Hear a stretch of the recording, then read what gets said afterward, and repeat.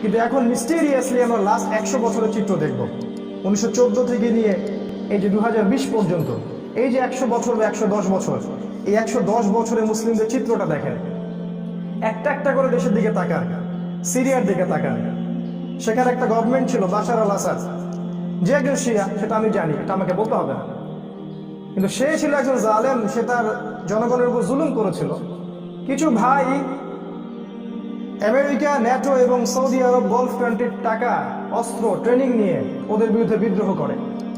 এই বিদ্রোহের ফল এখন আপনারা দেখছেন সিরিয়ায়।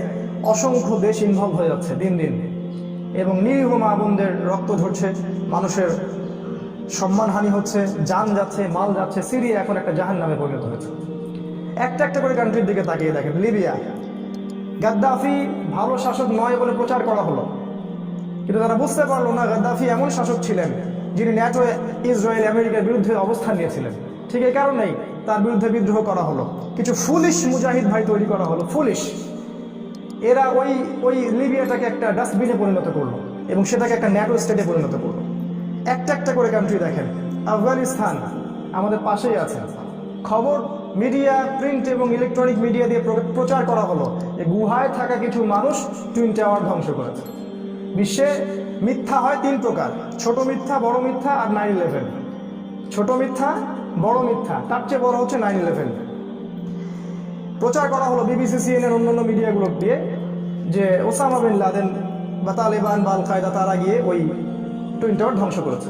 এই অজুহাত দিয়ে তারা আফগানিস্তানে ঢুকলো, হাজার হাজার মানুষকে হত্যা করলো, মা বোনদেরকে ধর্ষণ করলো, সেখানকার টেরিটরি দখল করার চেষ্টা করলো। কিন্তু আলহামদুলিল্লাহ, আল্লাহর রহমতে দীর্ঘ 18 বছর ধরে সেখানে তারা ডিফেন্ড করছে, গেরিলা পদ্ধতিতে যুদ্ধ করছে। এখন পর্যন্ত তারা সেটা দখল করতে পারেনি, আলহামদুলিল্লাহ। আপনি তাকিয়ে দেখেন ফিলিস্তিনের দিকে। 100 বছর হয়ে যাচ্ছে, 70-80 বছর হয়ে যাচ্ছে, আমাদের ভাইরা ওখানে যুদ্ধ করছে, জিহাদ করছে। তারা এই অবৈধ ইসরায়েলের বিরুদ্ধে প্রতিরোধ করছে। হাতে বাটুল থাকলে সেটা দিয়ে নিক্ষেপ করছে, হাতে যদি একটা পাথর থাকে সেটা নিক্ষেপ করছে। আস্তে আস্তে আস্তে আস্তে তারা পুরো ফিলিস্তিন ক্যাপচার করে ফেলছে। এখানে আমাদের আরব বিশ্ব নীরব, আমাদের মুসলিম বিশ্বের নেতারা নীরব। আমাদের কোনো ডিপ্লোমেসি নাই, কোনো ঐক্য নাই, কোনো সমঝোতা নাই, তাদেরকে কোনো সহযোগিতা করার মানসিকতা নাই।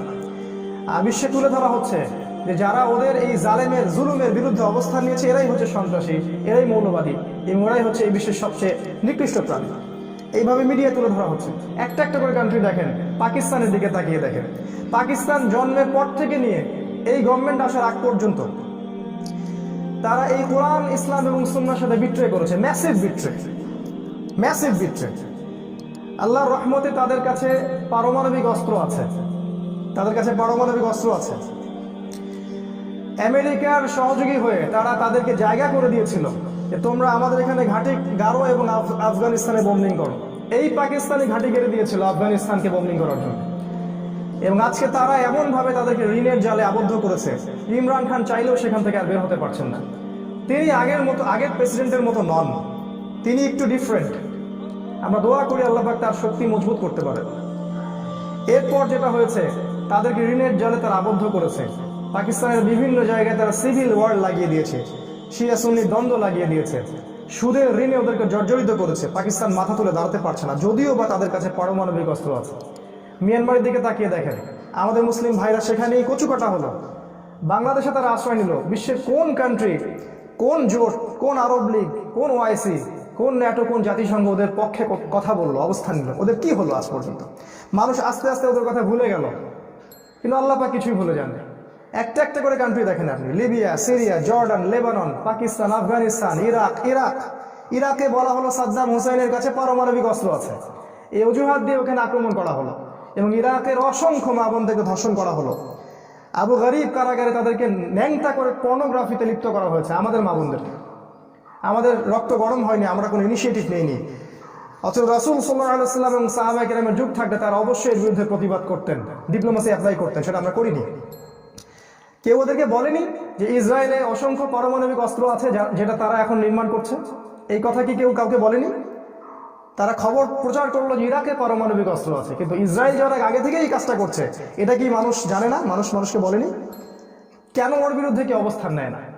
বিগত এই 100 বছরে আসলে কি হলো যে আমরা সারা বিশ্বে এত অধঃপতনের অতল তলে চলে আসলাম? ইভেন আমাদের দিল্লির দিকে তাকিয়ে দেখেন, যে যে দিল্লি, যে ইন্ডিয়া আমরা শাসন করেছি 800 বছর, সেখানে আজকে আমাদেরকে কুকুরের মতো হত্যা করা হচ্ছে, জাস্ট লাইক ডগস। কুকুর, শিয়াল এবং শুয়োরের মতো হত্যা করা হচ্ছে।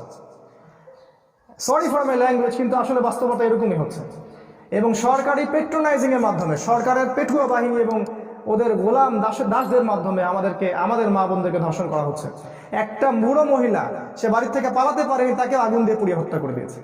মসজিদগুলো ভেঙে ফেলছে, মসজিদের মাথার মধ্যে হনুমানের পতাকা লাগাচ্ছে। আসলে এরা কারা? এর উদ্দেশ্য কি? যে কাজটা ফিলিস্তিনে করা হচ্ছে ঠিক একই কাজ কাশ্মীরে করা হচ্ছে, যে কাজটা ইসরায়েল করছে সেই একই কাজটাই ইরাকে করা হচ্ছে, আফগানিস্তানে করা হচ্ছে। তাহলে আমরা কি এখন চিনতে পারছি সারা ওয়ার্ল্ডের জালেম কারা? কারা দাজ্জালের ফলোয়ার, কারা দাজ্জালের অনুসারী? আপনাকে ডটস গুলো মিলাতে হবে। এই হলো সারা বিশ্বের বর্তমান প্রেক্ষাপট। মুসলিমদের অবস্থা আজকে এইরকম, কিন্তু পরিস্থিতি এমন হলো কেন, আর সামনে কি হবে, আমাদের কি করতে হবে, এটা আমি একটা সংক্ষিপ্ত খুতবায় কেমন করে আপনাদেরকে বোঝাবো?